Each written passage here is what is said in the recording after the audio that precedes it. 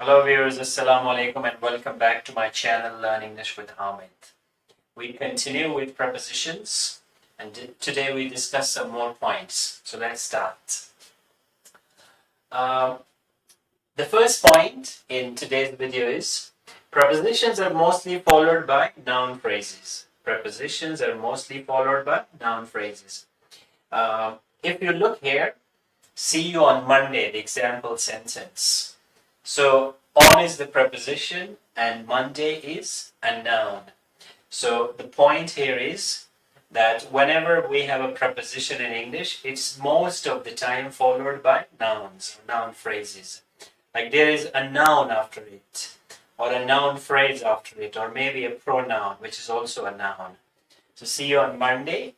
Monday is a preposition, and Monday is a noun, and it comes after on.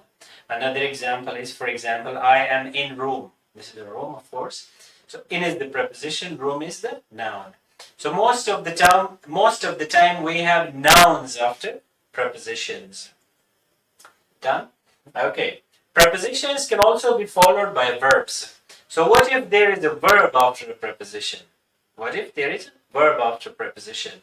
For example, he is fond of walking in the park.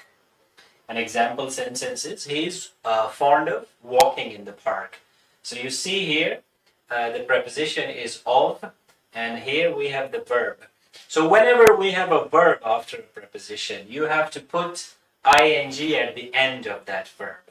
So for example, if I say he is fond of walking in the park, wrong. You have to say he's fond of walking in the park.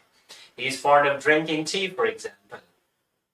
So if a preposition is followed by a verb, the verb should take ing. You should use ing at the end of that verb. And the next very important point about preposition is, preposition in English, all languages are different. All languages are different. There are similarities as well, but there are many differences as well. So a preposition in English may be different from a preposition in your language, whatever your language is. For example, in Urdu we say, the literal translation is, I believe on Allah, because this is how we say it in Urdu.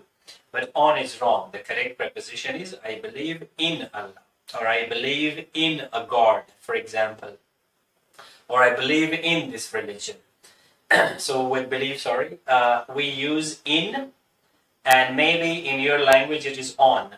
So remember, the preposition in English may be different from the preposition in your own language. So always try to learn that correct preposition in English.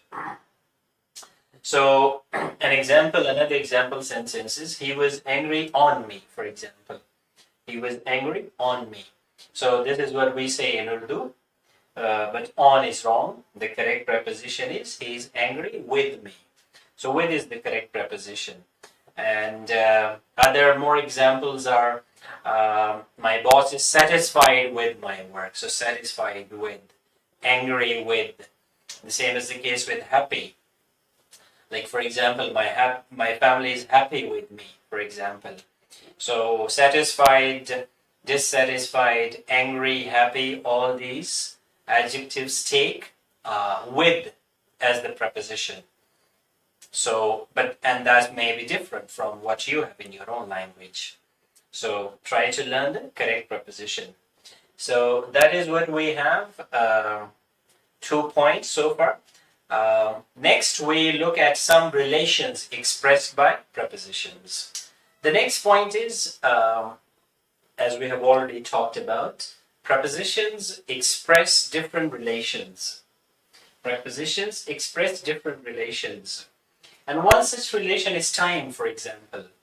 Like there are different prepositions which show different times, or different timings of the day, for example. Time relation is expressed by different prepositions. So we'll discuss 3 such prepositions. We're going to discuss 3 such prepositions which express time relation. The first one is at.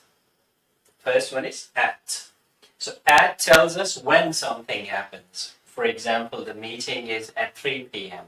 The meeting is at 4 p.m. The ceremony is at 5 p.m., for example. The class starts at 6, for example. So at tells us when something happens. Another example is they left home at dawn. So at dawn, at. This preposition shows us when they left home, for example. So they left home at dawn. We can see stars at night. So at night expression, yes, the prepositional phrase shows us, expresses time relation. We can also see you at the weekend. In British English, we say at the weekend. In American English, it's on the weekend. So at, on, both express time relation. The next preposition which shows time relation, but a little different from at, is on. So on tells us, on is used to show day or date. Any day or date. For example, on Monday, on Tuesday, on Wednesday. So I saw him on Saturday, for example. Or the news came out on the 1st July. Yes, day or date. On, so on that occasion he was with me. So on is used to express time relation. On that occasion we say. He gave everyone a surprise on his birthday. So on his birthday, so like the time of his birthday, during his birthday, on that day, for example. The next preposition which expresses time relation is in. So we use in with months, years, decades, like 10 years, and centuries. For example, he died in March. Example sentence, month. So in March, not at March, for example, not on March, for example. He was born in 1990. So in is used with years. And the next example is for decades. He lived in the 1990s. So in the 1990s we say for decades. And for centuries again, we also use in. So same example, he lived in the 20th century, for example. At, on, and in. And they express time relations. I hope you found them very easy.